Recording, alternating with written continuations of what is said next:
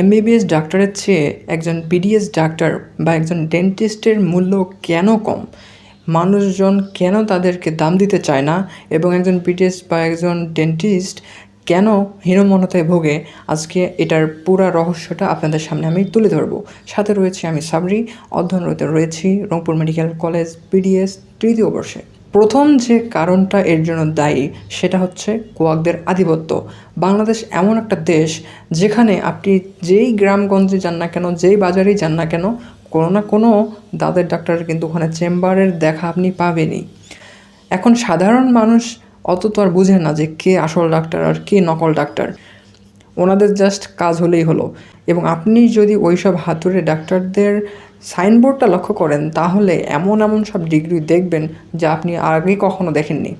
কেউ হয়তো 6 মাসের একটা কোর্স করেছে, কেউ হয়তো বা 1 বছরের করেছে, কেউ হয়তো বা তার চাইতে আরেকটু বেশি করার পর ওরা ওইটা ওখানে ইনক্লুড করে দিয়েছে, যেটা মোটেও বাংলাদেশ সরকার কর্তৃক অনুমোদিত ডেন্টিস্টদের জন্য ডিগ্রি না।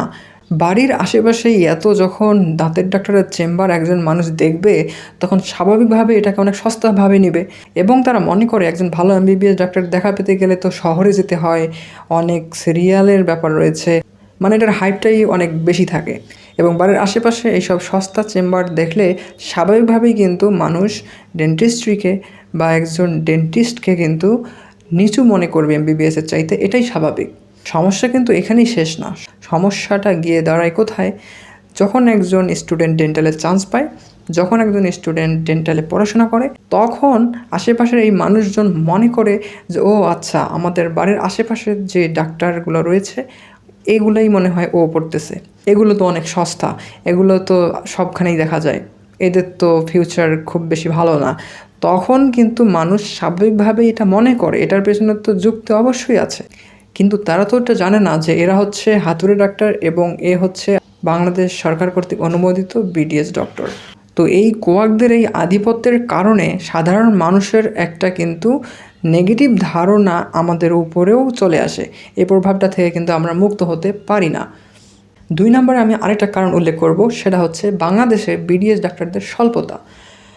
যখন একটা জিনিসের স্বল্পতা হয় বা একটা জায়গা গ্যাপ থাকে তখন অন্য একটা জিনিস এসে ওই জায়গাটা দখল করে, এটাই স্বাভাবিক।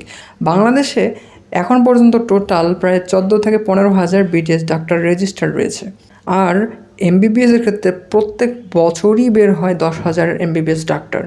অর্থাৎ আমি যদি একদম আমাদের বিডিএসের যে সিনিয়র স্যাররা রয়েছেন, আমাদের সমস্ত যে ডেন্টিস্টগুলোকে একসাথে করি সেটাই টোটাল হচ্ছে 14-15,000, সর্বোচ্চ আরেকটু 2-1,000 এখন বেশি হতে পারে।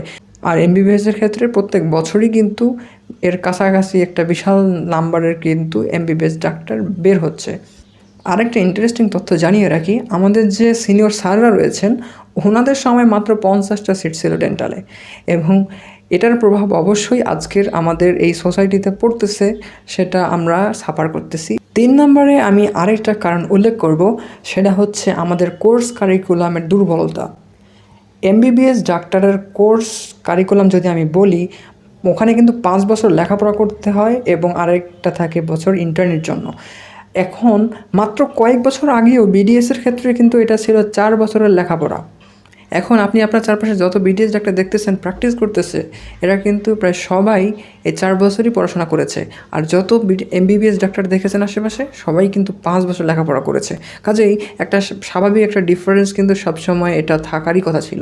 তবে বর্তমানে এই কয়েক বছর থেকে কিন্তু এটাকে 5 বছরে উন্নীত করা হয়েছে। অর্থাৎ এখন এমবিবিএস এবং বিডিএসের কোর্স যে ডিউরেশন, এটার মধ্যে কোনো ডিফারেন্স নেই। অর্থাৎ একজন এমবিবিএস ডাক্তার যত সময় নিয়ে পড়াশোনা করে, একজন বিডিএস ডাক্তারও সেম ডিউরেশনে পড়াশোনা করে ডাক্তার হয়ে বের হয়। এখন আর এই ডিসক্রিমিনেশনের সুযোগটা নেই। 4 নম্বরে আমি আরেকটা পয়েন্ট উল্লেখ করব, সেটা হচ্ছে এমবিবিএস এবং বিডিএস যে ভর্তি পরীক্ষা, এইটা একই সাথে অনুষ্ঠিত হওয়া। এই 2015-16 সালের আগে কিন্তু মেডিকেল এবং ডেন্টাল ভর্তি পরীক্ষা একই প্রশ্নে একই সময় অনুষ্ঠিত হতো। সে সময়ে যারা মেরিট লিস্টে শুরুর দিকে থাকতো তারা যেত এমবিবিএসে, এবং শেষের দিকে যেগুলো থাকতো এদেরকে দেওয়া হতো ডেন্টালে। এইখানে কিন্তু স্বাভাবিকভাবেই মানুষ একটা ধারণা করে নেয় যে যেহেতু শুরুর দিকেররা যায় মেডিকেলে আর শেষের দিকেররা যায় ডেন্টালে, অতএব ডেন্টাল মেডিকেলের চাইতে ইনফিরিয়র। বা একজন এমবিবিএস ডাক্তারের চেয়ে একজন বিডিএস ডাক্তারের কিন্তু ভ্যালু কম। কিন্তু বর্তমানে কিন্তু এই সিস্টেমটা আর নেই, অর্থাৎ মেডিকেল ভর্তি পরীক্ষা আলাদা, ডেন্টাল ভর্তি পরীক্ষা আলাদা। কেউ মেডিকেলে পড়তে চাইলে তাকে মেডিকেল ভর্তি পরীক্ষায় অংশগ্রহণ করতে হবে, আর কেউ ডেন্টালে পড়তে চাইলে ডেন্টাল ভর্তি পরীক্ষায় অংশগ্রহণ করে উত্তীর্ণ হয়ে ভর্তি হতে হবে। 5 নম্বরে আমি আরেকটা পয়েন্ট উল্লেখ করব, সেটার নাম হচ্ছে কোচিং সেন্টার।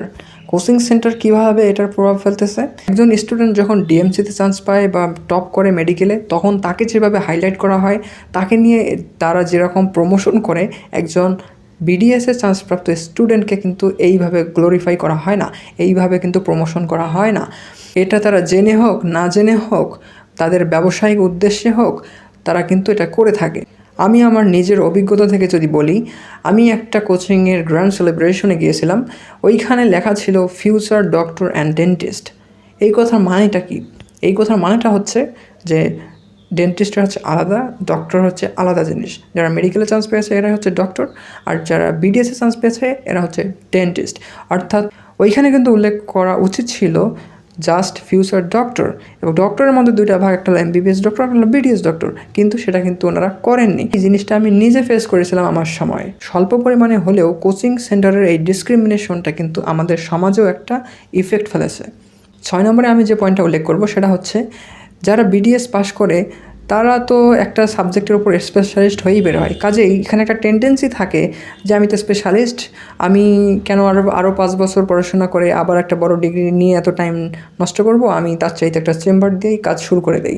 তো এটা সঠিক না এটা ভুল এটা আমি বলতেছি না, তবে আমাদের আগের যে দিনগুলা সেইখানকার যদি আমি কথা চিন্তা করি, তাহলে কিন্তু এই টেন্ডেন্সিটা ওইখানে অনেক বেশি ছিল যে পোস্ট গ্র্যাজুয়েশন আমার এতটা দরকার হবে না, এবং তখনকার পরিস্থিতিতে হয়তো তারা সঠিকও ছিল। তবে বর্তমানে কিন্তু এটা একটা প্রভাব পড়তেছে। কেন? কারণ একজন মানুষ যখন দেখে যে এমবিবিএস ডাক্তারের নামের সাথে এতগুলা ডিগ্রি, হ্যাঁ এমবিবিএস, এফসিপিএস, এমডি, এমএস, কত ডিগ্রি, এমআরসিপি, কিন্তু একজন বিডিএস ডাক্তার শুধু নামের সাথে লেখা বিডিএস, আর কিছুই লেখা নেই, তাহলে মানুষের মনে একটা কিন্তু স্বাভাবিকভাবে একটা চিন্তা চলে আসে যে তাহলে মনে হয় এই ডাক্তারটা ছোটো ডাক্তার, আর এমবিবিএস ডাক্তার হচ্ছে অনেক বড় ডাক্তার। সর্বশেষ যে পয়েন্টটা আমি উল্লেখ করব সেটা হচ্ছে, বিসিএসের ডেন্টিস্টদের সিট অনেক কম থাকে। এটার প্রভাবও কিন্তু আমাদের সমাজে পড়ে। কিভাবে পড়ে?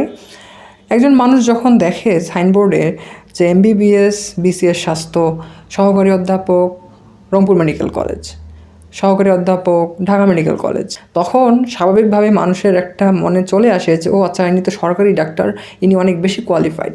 কিন্তু বিডিএসদের ক্ষেত্রে কিন্তু নামের সাথে কিন্তু বিসিএস স্বাস্থ্য কথাটা খুব রেয়ারলি আপনি খুঁজে পাবেন। তো মানুষের মধ্যে একটা ধারণা কিন্তু অবশ্যই আসে যে যারা সরকারি ডাক্তার তারা মনে হয় অনেক বেশি কোয়ালিফাইড ডাক্তার। এই ক্ষেত্রে কিন্তু ডেন্টাল সার্জনরা অনেক পিছিয়ে রয়েছেন, কারণ তাদের নামের সাথে তো বিসিএস নেই। তো স্বাভাবিকভাবেই কিন্তু মানুষের অজান্তেই কিন্তু এইখানে একটা ডিসক্রিমিনেশন অটোমেটিক্যালি তৈরি হয়ে যায়। তো ডেন্টিস্ট্রির আজকের এই অবস্থার পিছনে যে কারণগুলো দায়ী বলে আমি মনে করি, সেগুলো এইখানে আমি তুলে ধরার চেষ্টা করলাম। এইখানে একটা আশার বাণী হচ্ছে, এই সমস্যাগুলোর বেশিরভাগই কিন্তু সমাধানের চেষ্টা করা হচ্ছে, এবং সিস্টেমেটিক্যালি যে সমস্যাগুলো ছিল সেগুলো কিন্তু অনেকটি সলভ করা হয়েছে। যেমন এমবিবিএস বিডিএস ভর্তি পরীক্ষা এখন আলাদা করা হচ্ছে, যেমন বিডিএস কোর্সটাকে এমবিবিএসের সমান ডিউরেশনের করা হয়েছে, কোর্স কারিকুলামের মধ্যে একটা সামঞ্জস্যতা আনা হয়েছে। ধীরে ধীরে দেশের মানুষ কোয়াক বা হাতুড়ের মধ্যে এবং আসল ডাক্তারের মধ্যে ডিফারেন্স বুঝতে পারতেছে। তো এগুলোর কিন্তু প্রভাব স্বাভাবিকভাবেই কিন্তু ভবিষ্যতে কোনো একদিন পড়বে ইনশাল্লাহ। কিন্তু আজকের এই যে পরিস্থিতি, আজকে এই যে ডেন্টিস্টদের মধ্যে হীনমন্যতা এবং সমাজের মানুষের কাছে যে মূল্য কম পাওয়া, এইটার পেছনে কিন্তু আমাদের ওই যে বছরের পর বছর ধরে যে সিস্টেমটা চলে আসছিল, সেইটারই কিন্তু এটা একটা প্রভাব। যেহেতু এই নতুন সিস্টেমগুলো মাত্র কয়েক বছর আগে থেকে চালু করা হয়েছে, তাই এটার ফলাফল পেতে হয়তোবা আমাদের ওয়েট করতে হবে। সিস্টেমটা চেঞ্জ হওয়া শুরু করেছে। এখন যারা লেখাপড়া করছে তারা কিন্তু যখন সিনিয়র হবে, দেশের বিভিন্ন জায়গায় ছড়িয়ে ছিটিয়ে যাবে, আশা করি তাদের আর এই ধরনের ডিসক্রিমিনেশনের শিকার হতে হবে না। এইখানে যারা বিডিএস স্টুডেন্ট দেখতেছো তাদের উদ্দেশ্যে বলতে চাই, হতাশার কিছুই নেই। ইনশাল্লাহ কোনো একদিন যখন এই সমস্যাগুলো সমাধান হয়ে যাবে, তখন কিন্তু আর এগুলো নিয়ে কখনোই চিন্তিত হতে হবে না, নিজের কেরিয়ার নিয়ে কখনোই আর দুশ্চিন্তাগ্রস্ত হতে হবে না। তো অনেক বেশি বকবক করে ফেললাম, আর কথা বাড়াবো না। দেখা হচ্ছে ইনশাল্লাহ নেক্সট ভিডিওতে। আজকের মতো এখানেই। আসসালামু আলাইকুম।